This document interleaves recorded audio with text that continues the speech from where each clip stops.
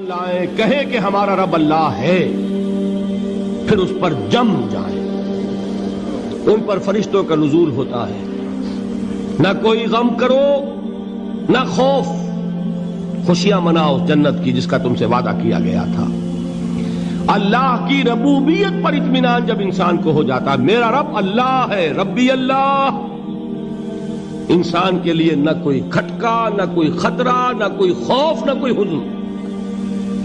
جو کچھ ہو رہا ہے کس کے اذن سے ہو رہا ہے؟ اللہ کے اذن سے۔ اللہ کے اذن کے بغیر پتا تک نہیں ہلتا۔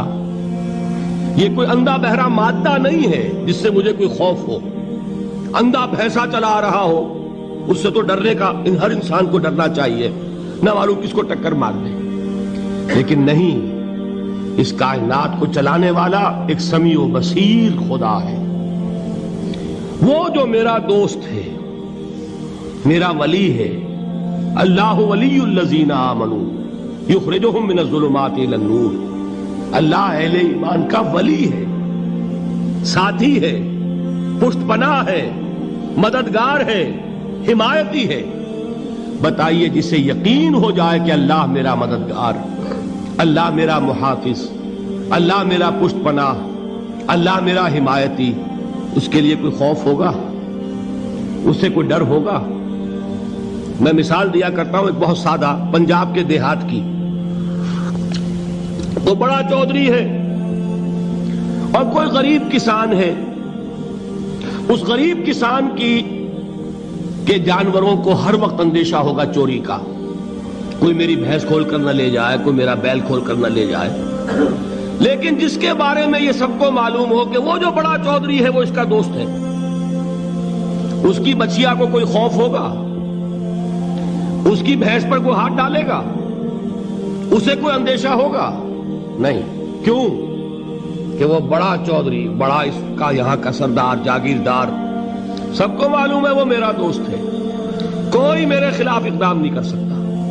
اس دنیا میں یہ چھوٹی سی بات اگر آپ کے دلی اطمینان اور سکون کا باعث بن سکتی ہے تو ذرا تصور کیجئے۔ میں لفظ تصور استعمال کروں گا صرف اس لیے کہ اس کا ہم جس کو کہتے ہیں ادراک اور شعور کر نہیں سکتے، اگر کے ساتھ کر سکتے۔ اگر یقین ہو کہ اللہ میرا مددگار اور یقین ہو کہ اللہ ہر آن میرے ساتھ ہے، پھر کوئی خوف؟ کس کا خوف؟ کوئی شے اللہ سے بالاتر ہے؟ کوئی قوت اس سے زیادہ طاقتور ہے؟ کوئی اس کے ارادے کو بدلنے والا ہے؟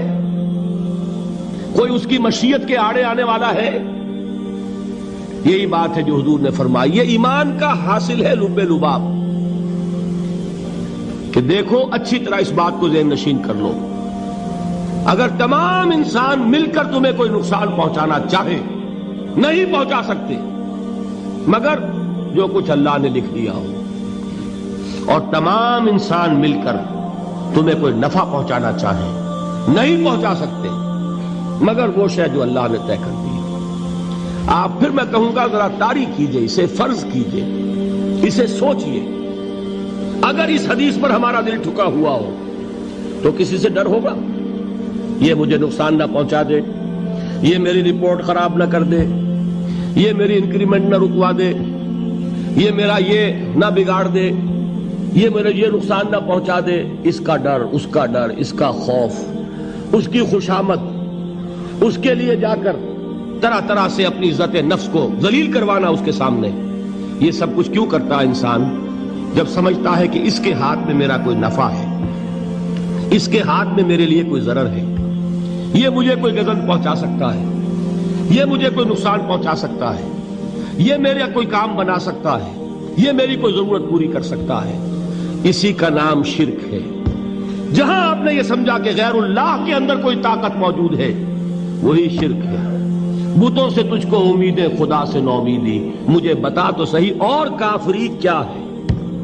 شرک تو یہ ہے جس پر بھی تمہیں یہ خیال ہے، کلمہ ہے یہ کلمہ سوم، لا حول ولا قوت الا باللہ۔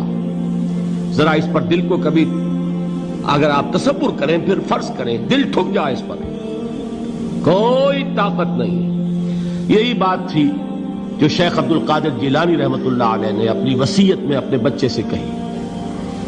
11ویں دینے والے ہیں، لیکن حضرت شیخ عبد القادر جیلانی کی وصیت اور تعلیمات کو کتنے لوگ ہیں جو جانتے ہو؟ یہ جن مقامات تک پہنچے ہیں وہ کس چیز کی بدولت پہنچے ہیں؟ انہوں نے جو پیغام دیا وہ کیا تھا؟ اے میرے بچے، جس طریقے سے قرآن مجید میں حضرت لقمان کی نصیحتیں جو ہے نقل کر دی گئی ہیں، میں یہ عرض کروں گا بالفرض اگر قرآن حضرت عبد القادر جیلانی کے بعد نازل ہوا ہوتا تو شیخ عبد القادر کی یہ نصیحتیں بھی قرآن میں درج ہوتی.